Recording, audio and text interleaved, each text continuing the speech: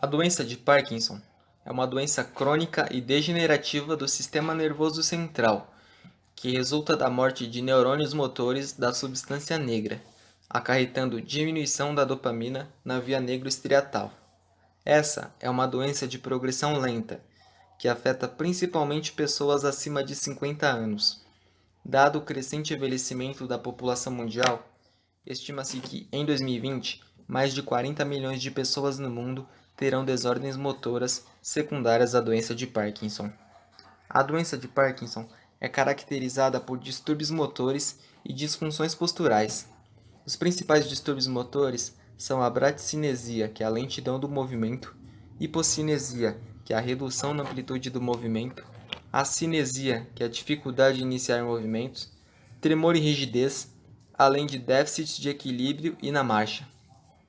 Com a progressão da doença, os pacientes podem apresentar desordens cognitivas, déficits de memória, problemas relacionados à disfunção visoespacial, dificuldades em realizar movimentos sequenciais ou repetitivos e lentidão nas respostas psicológicas.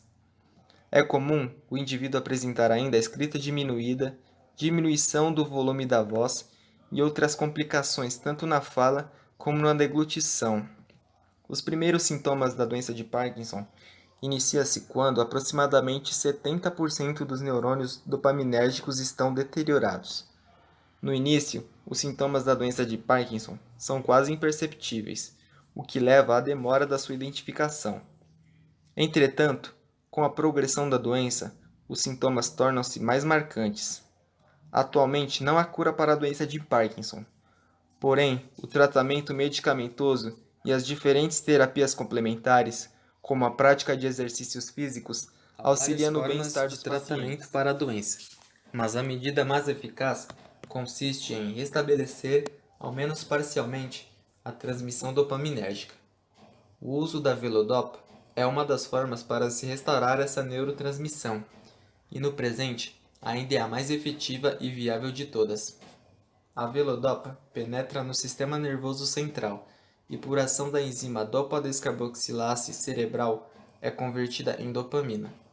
O surgimento da velodopa revolucionou o tratamento da doença de Parkinson no final da década de 60. Pacientes que estavam seriamente comprometidos, muitos confinados à cadeira de rodas ou à cama, recuperaram a mobilidade com a nova droga. A doença de Parkinson tornou-se a primeira doença degenerativa do sistema nervoso a ser tratada com a reposição positiva. Alguns problemas surgiram com a velodopa. A intolerância gastrointestinal foi um dos efeitos colaterais mais observados no início, e além disso, alterações psiquiátricas e hipotensão ortostática foram notadas em alguns pacientes.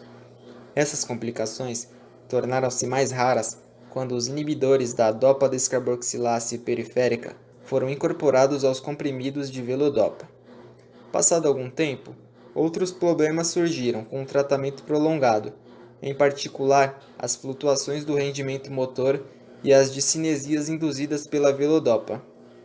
Com relação às outras drogas antiparkinsonianas, sabemos que as flutuações não acontecem e as discinesias também são incomuns, mesmo usando-as por um período prolongado. Apesar do uso da velodopa estar cada vez mais liberalizado, podemos optar por não utilizá-la nos pacientes com formas brandas e oligosintomáticas da doença cerebral profunda. É uma das formas de tratamento não farmacológico para a doença de Parkinson. É uma terapia de estimulação cerebral que oferece um tratamento ajustável e, se necessário, reversível para a doença de Parkinson. A terapia usa um dispositivo médico implantado semelhante ao marca-passo, que cria uma estimulação elétrica em regiões precisamente específicas do cérebro.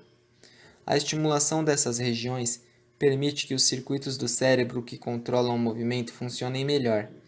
As análises dos dados, no entanto, mostraram que 86% dos pacientes do grupo que recebeu apenas a terapia farmacológica contra a doença desenvolveram tremores de repouso em membros anteriormente não afetados ao longo de um período de 2 anos, enquanto o mesmo aconteceu com apenas 46% dos pacientes que receberam a terapia de estimulação cerebral profunda mais os medicamentos.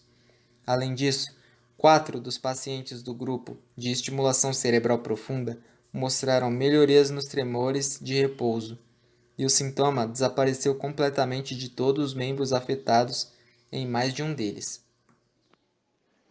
O exercício físico promove a melhora da oxigenação e glicose cerebral, favorecendo a neuroplasticidade e estimulando a produção da dopamina.